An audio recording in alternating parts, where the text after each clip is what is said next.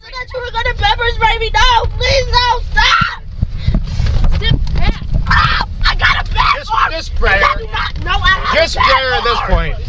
Rochester police pepper spray a 9-year-old girl. Hey guys, this is Double D from the Entitled Millennials podcast, and this is my Thinking Out Loud series. By now, I'm sure all of you guys have already either seen this footage or heard of this story of Rochester police officers chasing down a 9-year-old girl, forcing her to the ground and then dragging her to the squad car. And while she's in the back of the squad car, panicking, freaking out, calling for her dad, they pepper spray her in the face. Now, this story is just completely insane. Just another instance of how out of control policing here is in the United States. And this is, of course, coming after a year of Black Lives Matter protests, coming, I don't know how many months now, a year nearly after the events where George Floyd was murdered in Minneapolis. And of course, we've seen no real change regarding policing. I mean, we have seen some very, relatively small victories across the country.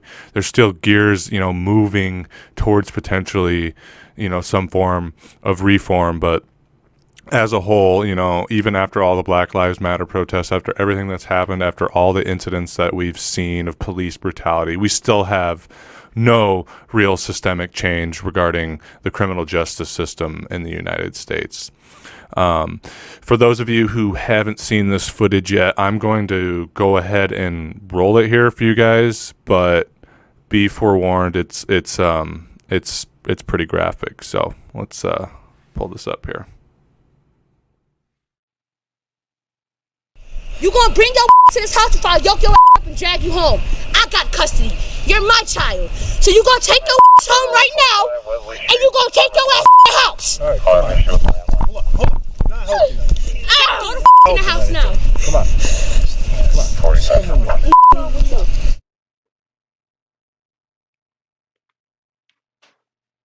Sit back. Dear, just stop for a second and take a deep breath. Hey, just stop. I will get your dad. No, you said that you were gonna pepper spray me. No, please, no, stop. Sit back. I got a bad Just spray her. Just spray her at this point. Stop.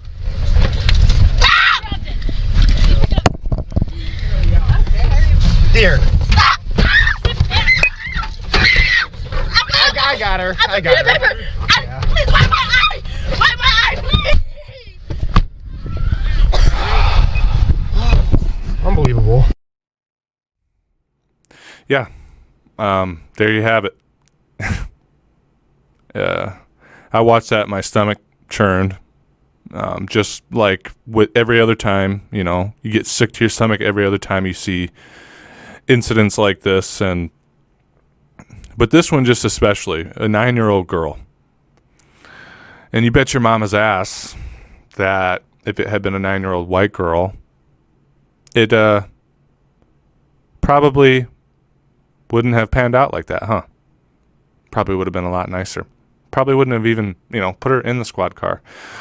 So apparently this is coming out of a domestic call, a family disturbance call, saying that the girl was making statements that she was suicidal and that she was going to quote unquote kill her mother. And well, I don't really understand how you can, justify this. Using a chemical agent on a 9-year-old girl. I don't know how you can justify this, but of course our law enforcement have found a way. I actually have a quote here from the police union in Rochester, New York, who are defending the group of cops who pepper sprayed and handcuffed a 9-year-old girl. And the quote-unquote here is, "They were trying to get her into the car," said Mike Mazzeo, president of the Locust Club Police Union. At a press conference, the officer who pepper sprayed the girl, quote-unquote, made a decision there that he thought was the best action to take, Mazzeo declared. It resulted in no injury to her. Further and push further and use more force, there's a good chance she could have been hurt worse. It's very difficult to get someone in the back of a police car like that. So there you have it, justifying pepper spraying a 9-year-old girl. He made the best decision that he could. And of course, I like how in this he says, and there was no injury to her. Yeah, maybe she wasn't, permanently hurt by the pepper spray. But I'm willing to bet that caused some serious emotional trauma and is probably going to result in some form of PTSD, some form of mental or brain injury. You don't get manhandled by police, chased by police, tackled to the ground by police, held down by police, dragged to a squad car, and then pepper sprayed in the face. As a 9-year-old girl, I have a 7-year-old daughter who's going to be about 8 here soon. And I can't even imagine seeing something like that happen to her. And knowing full well there's going to be no repercussions, no legal repercussions, right? And then I can just imagine the mental effect that would have on my little girl. And then you have this police union here defending them. And I fucking hate the name police union. It's not a union. It's not defending workers. I mean, you can make the case that, yeah, like police officers should be able to advocate for higher wages, et cetera, but that's not what they do. That's not what a police association does. Okay? Yeah, maybe they do part of that, a little bit of that, but what they exist for is to protect law enforcement agents, no matter how malign, no matter how aggressive, no matter how hateful or racist or corrupt. They exist to protect them from legal repercussions. That's what police unions do. And as long as that's the case, as long as that's what police unions do, in my view, they should be abolished. It's not a real union. And it makes me sick to compare workers' unions to a police union.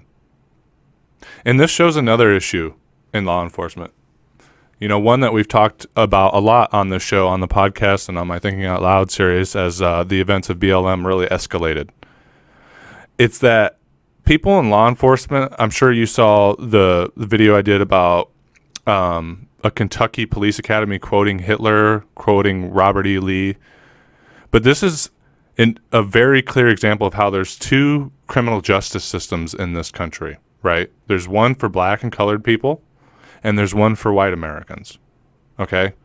And this goes even deeper. This shows the level of systemic racism that exists and is perpetuated within law enforcement in this country, okay? They would have not done that to a 9-year-old white girl. And the reason why that is because they don't look at black children as children. They don't look at them as human beings. They look at them as animals, and that's years and years and years of training and inundation and locker room talk within police departments and movies and television and everything, calling them super predators, the war on drugs, which has turned police into a paramilitary organization. That's all of this, years and years, decades of it. That's all of this coming together so that police officers don't look at that 9-year-old little girl as a little girl. They look at her as subhuman. So they can beat her up, they can toss her around. It's a 9-year-old girl. And, I hope some right-wingers find this video and drop their comments and let me know how they think this is fucking justified. It's insanity. And we need fucking police reform in this country. We need to end qualified immunity. We need to get rid of police unions. We need to have community policing. Officers that do this kind of shit need to lose their fucking jobs. And worse than that, they need to be put on public trial, not one of these bullshit police law enforcement trials where what the outcome's going to be. There needs to be public tribunals. And there needs to be prison sentences for this type of shit. That's it. No fucking bail, none of that shit. I can't even believe this. But that's America. And in America, black people aren't fucking people, apparently. So, anyway, guys, I'm sure you've already heard this story. I just wanted to, roll the footage for you guys that wanted to see it and maybe haven't seen it yet, and talk a little bit more about it. There's going to be more of this. It's never going to end. And, once this pandemic's over and things get to some degree of normal, if that's ever going to happen, we all need to get back out on the streets and go, BLM, Black Lives Matter, 110%. We need to, things kind of got stifled down because of the pandemic and the economic crisis. But once we get to some level of normalcy, we need to start organizing again with our black brothers and sisters and doing everything we can, shutting down the fucking system to make sure that this sort of shit does not happen in this country. It doesn't happen in other countries.